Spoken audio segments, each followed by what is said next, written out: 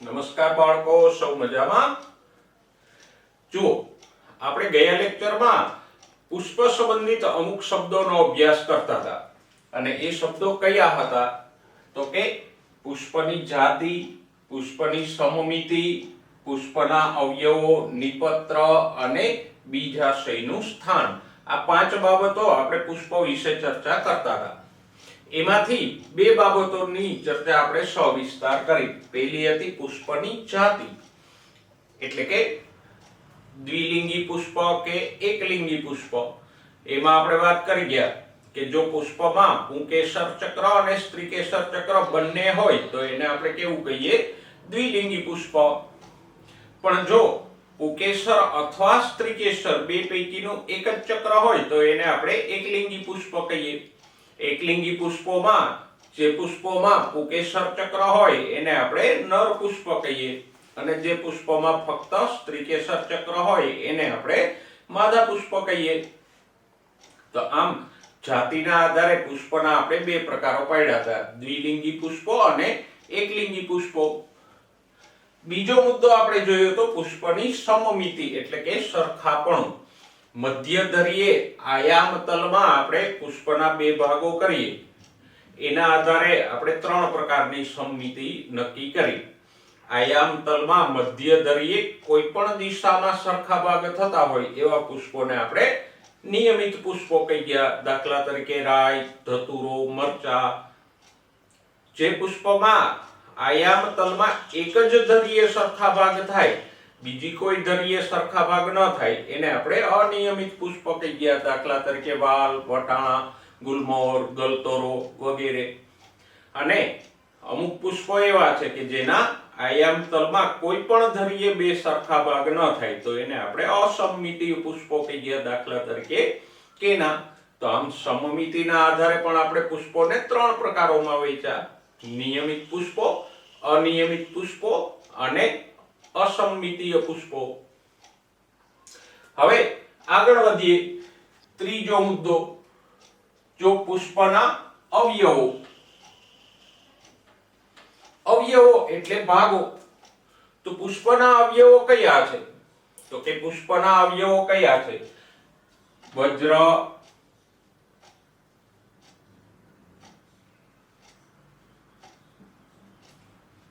દલપત્રો,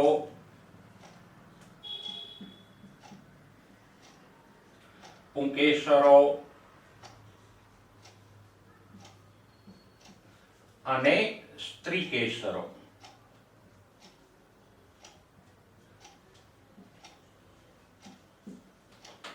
આ બધા પુષ્પના અવયવો એટલે કે ભાગો ગણાય.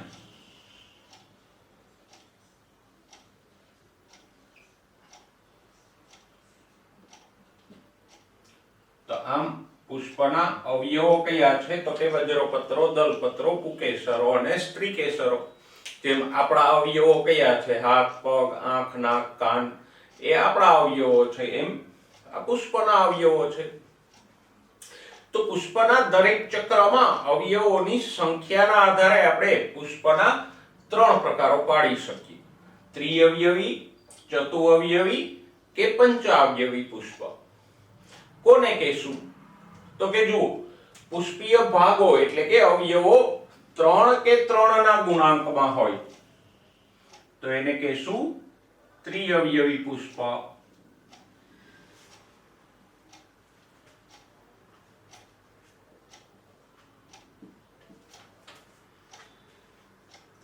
ભાગો એટલે અવયવો.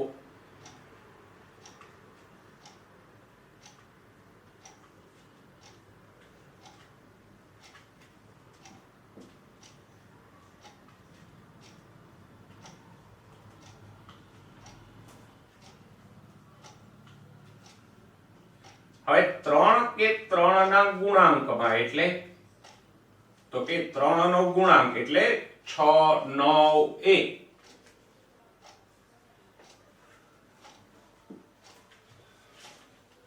દાખલા તરીકે કોઈ પુષ્પમાં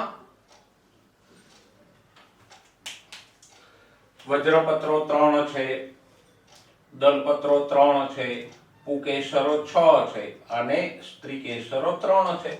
તો આ પુષ્પ કેવું થયું? ત્રિઅવયવી. 3 કે 6 કે 9 એ રીતે હોય તો એને કહીશું ત્રિઅવયવી પુષ્પ. પછી બધામાં 3 હોય તો પણ ત્રિઅવયવી પુષ્પ થાય.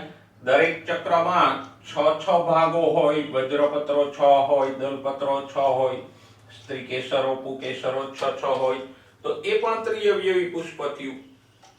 તો આમ પુષ્પ, જે પુષ્પમાં પુષ્પીય ભાગોની સંખ્યા એટલે વજ્ર, દલ, પુકેશર અને સ્ત્રીકેશરોની સંખ્યા 3 કે 3 ના ગુણાંકમાં હોય એને આપણે કહીશું ત્રિઅવયવી પુષ્પ.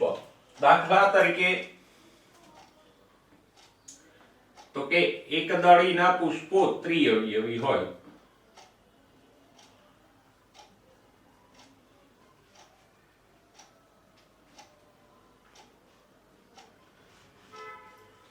એકદળી વનસ્પતિઓના મોટાભાગના પુષ્પો ત્રિઅવયવી હોય. બોગનવેલનું પુષ્પ લઈને જુઓ તો એમાં પરિપુષ્પો 6 હોય, પુકેશરો પણ 6 હોય અને સ્ત્રીકેશરો 3 હશે. હવે જોઈએ ચતુઅવયવી પુષ્પ.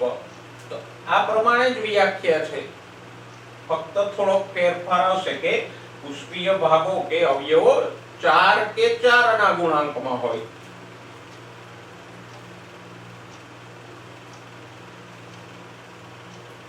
તો જે પુષ્પમાં પુષ્પીય ભાગો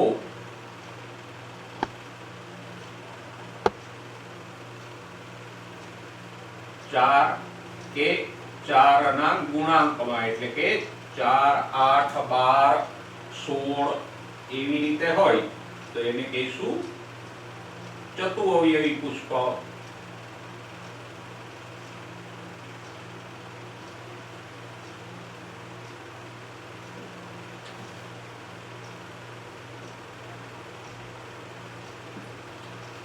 દાખલા તરીકે રાઈનું પુષ્પ.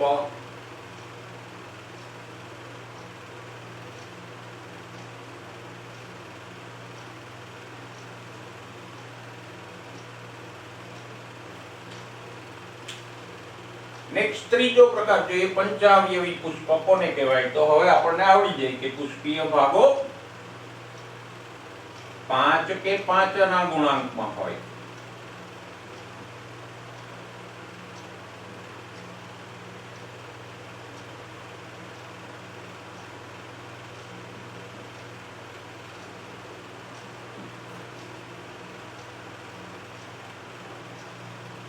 પાંચ ના ગુણાંકમાં એટલે 5, 10, 15, 20 એવી રીતે હોય.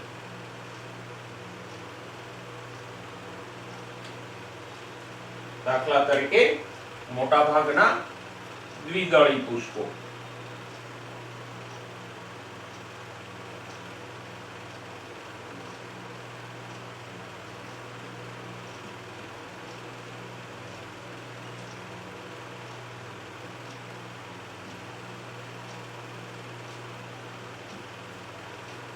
દ્વિદળીમાં અમુક પુષ્પો ચતુઅવયવી છે, રાઈ જેવા. મોટાભાગના દ્વિદળી પુષ્પો પંચાવયવી છે. જો પંચાવયવીમાં ધતુરાના પુષ્પનું આપણે ઉદાહરણ લઈએ તો ધતુરામાં વજ્રપત્રો 5 હોય, દલપત્રો પણ 5 હોય, પુકેશરો પણ 5 હોય, સ્ત્રીકેશરો 2 હોય. પણ ભલે સ્ત્રીકેશરો 2 છે પણ 3 ચક્રોમાં 5 ભાગો છે માટે આપણે એને પંચાવયવી જ ગણશું. એવી જ રીતે જાસૂદનું ઉદાહરણ લ્યો તો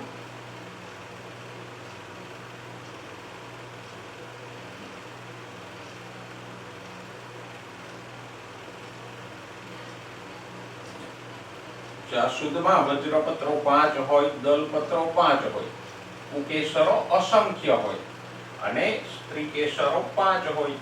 તો અહીંયા પુકેશરો અસંખ્ય છે છતાં પણ આપણે બાકીના 3 ચક્રોમાં 5 ભાગો છે એટલે એને પણ પંચાવયવી પુષ્પ કહીશું. તો આમ પુષ્પીય અવયવો એટલે કે પુષ્પના ભાગોના આધારે આપણે પુષ્પના પ્રકારોની વાત કરી. સૌથી પહેલા તો એ સમજી લ્યો કે પુષ્પીય અવયવો કયા છે. તો કે વજ્રપત્રો, દલપત્રો, પુકેશરો અને સ્ત્રીકેશરો. એ પુષ્પના અવયવો છે. એની સંખ્યાના આધારે આપણે પુષ્પોને 3 પ્રકારોમાં વિભાજિત કર્યા. કયા? ત્રિઅવયવી પુષ્પ, ચતુઅવયવી પુષ્પ અને પંચાવયવી પુષ્પ. ત્રણેયની વ્યાખ્યા સહેલી છે. જો પુષ્પીય અવયવોની સંખ્યા 3 કે 3 ના ગુણાંકમાં હોય તો પુષ્પને કહીશું ત્રિઅવયવી પુષ્પ. અવયવોની સંખ્યા 4 કે 4 ના ગુણાંકમાં હોય તો ચતુઅવયવી પુષ્પ અને 5 કે 5 ના ગુણાંકમાં અવયવો હોય તો પંચાવયવી પુષ્પ. ત્રિઅવયવી પુષ્પો કોના હોય? તો કે મોટા ભાગના એકદળીના પુષ્પો ત્રિઅવયવી હોય. ચતુઅવયવી પુષ્પનું ઉદાહરણ કયું છે? તો કે રાઈના પુષ્પો છે ચતુઅવયવી છે અને મોટા ભાગના દ્વિદળીના પુષ્પો કેવા હોય? પંચાવયવી. દાખલા તરીકે ધતુરો કે જાસૂદ એ પંચાવયવી પુષ્પના ઉદાહરણો છે. ઓકે, નેક્સ્ટ શબ્દ જોઈએ એ છે નિપત્ર. નિપત્ર એટલે તો કે પુષ્પદંડના તલ ભાગે એક સંકુચિત પર્ણ જેવો ભાગ હોય એને કહીશું નિપત્ર.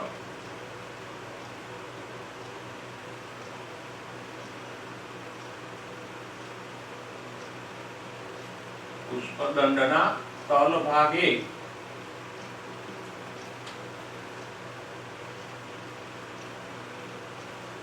આવેલ ઔનક એટલે કે સંકુચિત કે નાનો.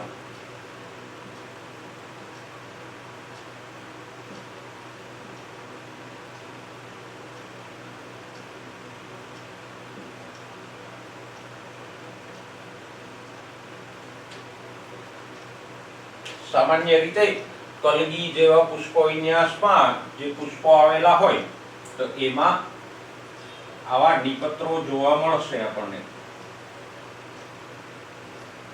એક પુષ્પ વિન્યાસ આપણે દોરીને સમજીએ તો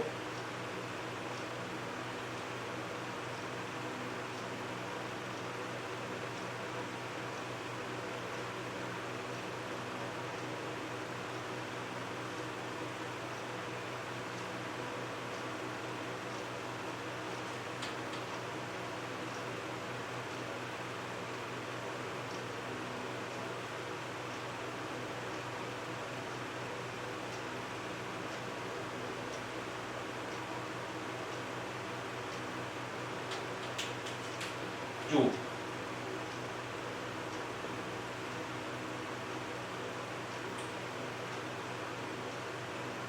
અહીંયા પુષ્પ વિન્યાસમાં ઘણા બધા પુષ્પો છે અને બધા પુષ્પો સદંડી એટલે પુષ્પદંડ વાળા છે. તો આ થયો પુષ્પદંડ.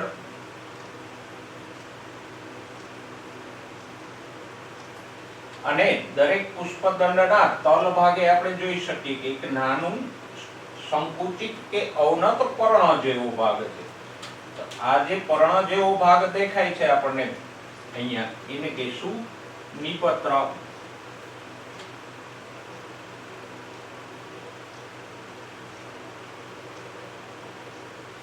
આમ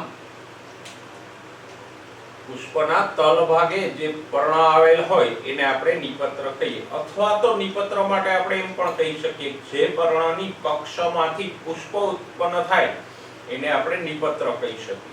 આપણા પુસ્તક પ્રમાણે આવો અવનત ભાગ હોય એને આપણે નિપત્ર કહીએ, પણ ઘણી વખત નિપત્ર છે એ સામાન્ય પર્ણ જેવું જ મોટું હોય, સંકુચિત નથી હોતું. તો જો એ પર્ણની કક્ષમાંથી પુષ્પ ઉત્પન્ન થયેલું હોય તો એને પણ આપણે નિપત્ર ગણી શકીએ. એટલે જરૂરી નથી કે નિપત્ર હંમેશા અવનત પર્ણ જ હોય, પણ જે પર્ણની કક્ષમાંથી પુષ્પ ઉત્પન્ન થાય એને આપણે નિપત્ર કહી શકીએ. અહીંયા જુઓ આ નાનું જે પર્ણ છે એની કક્ષમાંથી પુષ્પ ઉત્પન્ન થયું છે તો આ નિપત્ર ગણાય. પછી આ પર્ણ સંકુચિત ના હોત અને સામાન્ય કદનું હોત તો એ પણ નિપત્ર જ ગણાત. આમ પુષ્પદંડના તલ ભાગે આવેલ પર્ણ અથવા એમ કહીએ કે જે પર્ણની કક્ષમાંથી પુષ્પ ઉત્પન્ન થાય એ પર્ણને આપણે નિપત્ર કહી શકીએ. ઓકે, હવે નિપત્રની હાજરી કે ગેરહાજરીના આધારે આપણે પુષ્પના બે પ્રકારો પાડી શકીએ. એક છે નિપત્રી પુષ્પ. જો નિપત્ર આવેલું હોય તો એને આપણે કહીશું નિપત્રી પુષ્પ. અને નિપત્ર ન આવેલું હોય તો એવા પુષ્પને આપણે કહીશું અનિપત્રી પુષ્પ.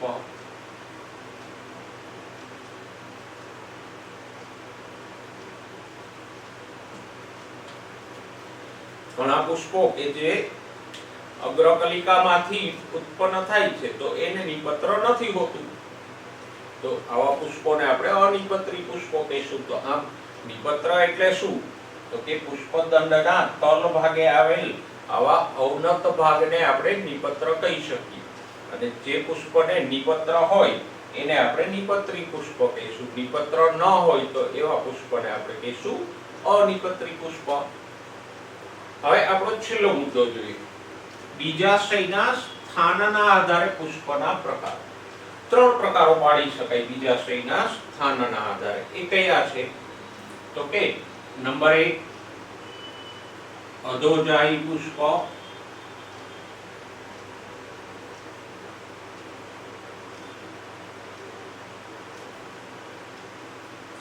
બીજો પ્રકાર છે પરિજાયી પુષ્પ,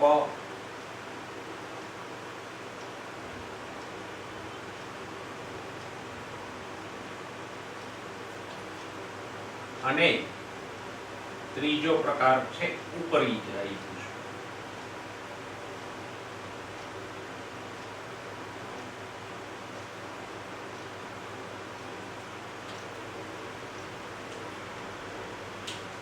હવે અહીંયા બીજાશયનું સ્થાન આપણે જોવાનું છે, પણ પહેલા એ સમજી લે કે બીજાશય એટલે શું? તો કે પુષ્પમાં સ્ત્રીકેસર હોય સૌથી વચ્ચે, અને સ્ત્રીકેસરનો નીચેનો આ જે ફૂલેલો ભાગ છે એને કહીશું બીજાશય. જો આ સ્ત્રીકેસર છે તો સ્ત્રીકેસરનો આ નીચેનો ફૂલેલો ભાગ છે એને કહીશું બીજાશય. તો એ બીજાશયનું સ્થાન પુષ્પના બાકીના ભાગોની સાપેક્ષે આપણે જોવાનું છે. બાકીના ભાગો એટલે વજ્ર, દલ, કુકેસર એ ક્યાંથી ઉદ્ભવે છે અને બીજાશય ક્યાં આવેલું છે. જો એક પુષ્પ મેં અહીંયા દોરેલું છે તો પુષ્પના ઊભા છેદમાં આ જે ડોટેડ લાઈન છે એના દ્વારા આપણે સમજી શકીએ કે અહીંયા વજ્રપત્રો, દલપત્રો અને કુકેસરો બીજાશયની નીચેથી ઉદ્ભવે છે. આમ વજ્ર, દલ અને કુકેસર બીજાશયની નીચેથી ઉદ્ભવતા હોય તો એવા પુષ્પને આપણે કેવું કહીશું? અધોજાયી પુષ્પ. અધો એટલે નીચે. ઓકે, તો આમ વ્યાખ્યા સરળ છે કે પુષ્પના બાકીના ભાગો વજ્ર, દલ, કુકેસર બીજાશયથી નીચેના બીજાશયની નીચેથી ઉદ્ભવતા હોય તો એને કહીશું અધોજાયી પુષ્પ. ઓકે, તો અહીંયા આપણે બીજાશય અને બાકીના ત્રણેય ભાગોની સરખામણી કરવાની છે. આ લીટી દ્વારા આપણે સ્પષ્ટ જોઈ શકીએ કે બીજાશય કરતા બાકીના ત્રણેય ભાગો નીચે છે તો અધોજાયી પુષ્પ. ઓકે, હવે અહીંયા સાથે સાથે બીજો એક શબ્દ આવશે. પુષ્પ અધોજાયી છે તો બીજાશય કેવું થયું? ઉચ્ચસ્થ. તો પુષ્પ અધોજાયી હોય તો એનું બીજાશય કેવું હોય? બાકીના ત્રણેય ભાગો કરતા ઉપર, માટે બીજાશય ઉચ્ચસ્થ, પુષ્પ અધોજાયી થશે. તો આમ અહીંયા બે શબ્દો પેરેલલ છે. કયા? તો કે પુષ્પ અધોજાયી તો એનું બીજાશય ઉચ્ચસ્થ. ઓકે, ઉદાહરણો કયા છે એના? તો કે રાય, જાસૂદ, રીંગણ,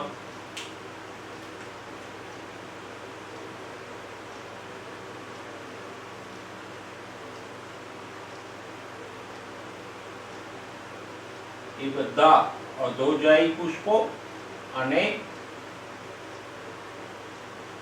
ઉચ્ચસ્થ બીજાશય ધરાવતા પુષ્પો છે. ઓકે, હવે બીજા બે પ્રકારોની ચર્ચા કરીએ. હવે બીજાશયના સ્થાનના આધારે પુષ્પનો બીજો પ્રકાર જોઈએ, પરિજાયી પુષ્પ. કોને કહીશું? તો કે અહીંયા જો પહેલી આકૃતિમાં આપણે સ્પષ્ટ સમજી શકીએ કે અહીંયા વજ્ર, દલ અને કુકેસર લગભગ બીજાશયને સમાંતરેથી ઉત્પન્ન થાય. કારણ તો કે અહીંયા પુષ્પાસન રકાબી જેવું છે અથવા તો પ્યાલા આકારનું છે, કપ આકાર અથવા તો રકાબી આકારનું ખાડા વાળું છે. અને એની પુષ્પાસનની કિનારીએથી વજ્રદલ પુકેસરો ઉત્પન્ન થાય છે. એટલે બીજાશયની લગભગ સમાંતરેથી વજ્રદલ પુકેસરો ઉદ્ભવે છે. તો આપણે એને કહીશું પરિજાયી પુષ્પ. અને અહીંયા બીજાશયને કેવું કહીશું તો કે અર્ધ અધહસ્થ બીજાશય. જો બીજાશય અડધું નીચે છે માટે અર્ધ અધહસ્થ બીજાશય આપણે એને કહીશું. હવે એવો પ્રશ્ન ન કહેતા કે આને અર્ધ ઉચ્ચસ્થ કેમ ન કીધું, તો એક શબ્દ તરીકે આપણે એને અર્ધ અધહસ્થ બીજાશય ગણશું. ઉદાહરણો કયા છે પરિજાયી પુષ્પના? તો કે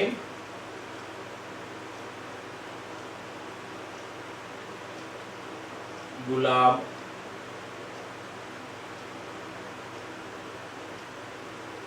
જરદાળુ અને પીચ.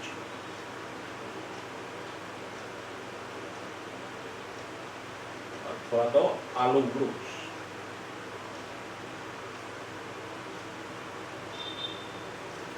પીચ એક ફળ છે, તો એના પુષ્પો આવા અર્ધ અધહસ્થ બીજાશય વાળા હોઈ શકે. હવે ત્રીજો પ્રકાર જોઈએ, એ છે ઉપરિજાયી પુષ્પ. જો અધોજાયી કોને કહેતા હતા આપણે? તો કે બીજાશય ઉપર હોય અને વજ્રદલ પુકેસર નીચેથી ઉદ્ભવતા હોય તો એને આપણે અધોજાયી પુષ્પ કીધું. ઉપરિજાયી પુષ્પ એનાથી વિરુદ્ધ છે. અહીંયા બીજાશય નીચે છે અને વજ્રદલ પુકેસર ઉપરથી ઉદ્ભવે છે તો અધોજાયી પુષ્પ. પણ બીજી એક વિશેષતા એ છે કે પુષ્પાસન અહીંયા કપ આકારનું હોય અને બીજાશયને ઘેરતું છે. અહીંયા જુઓ, આ પુષ્પાસન બીજાશયને ઘેરતું નથી. અહીંયા પુષ્પાસન બીજાશયને સંપૂર્ણ રીતે ઘેરી લે છે. અને એવા પુષ્પાસનની કિનારીએથી એટલે બીજાશયના ઉપર તરફથી વજ્રદલ અને પુકેસરો ઉદ્ભવે છે. તો આવા પુષ્પને આપણે કહીશું ઉપરિજાયી પુષ્પ, જ્યાં વજ્રદલ પુકેસરો બીજાશય કરતા ઉપરથી ઉત્પન્ન થતા હોય અને પુષ્પાસન કપ આકારનું બની બીજાશયને સંપૂર્ણપણે ઘેરી લેતું હોય. ઓકે, ઉદાહરણો. અચ્છા, પુષ્પ ઉપરિજાયી છે તો હવે બીજાશય કેવું થશે? અધહસ્થ. જેમ અહીંયા પુષ્પ અધોજાયી હતું તો બીજાશય ઉચ્ચસ્થ હતું. અહીંયા પુષ્પ ઉપરિજાયી છે તો બીજાશય પુષ્પ કરતા નીચે એટલે અધહસ્થ છે. ઉદાહરણો જોઈએ.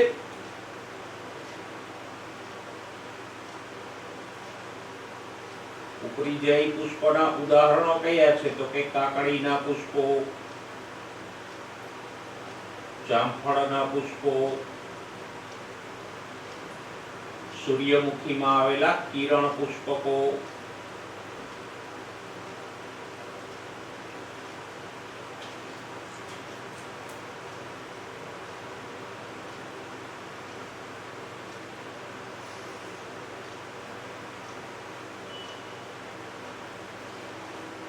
તો સૂર્યમુખીમાં બે પ્રકારના પુષ્પો હોય, કિરણ પુષ્પકો અને બિંબ પુષ્પકો.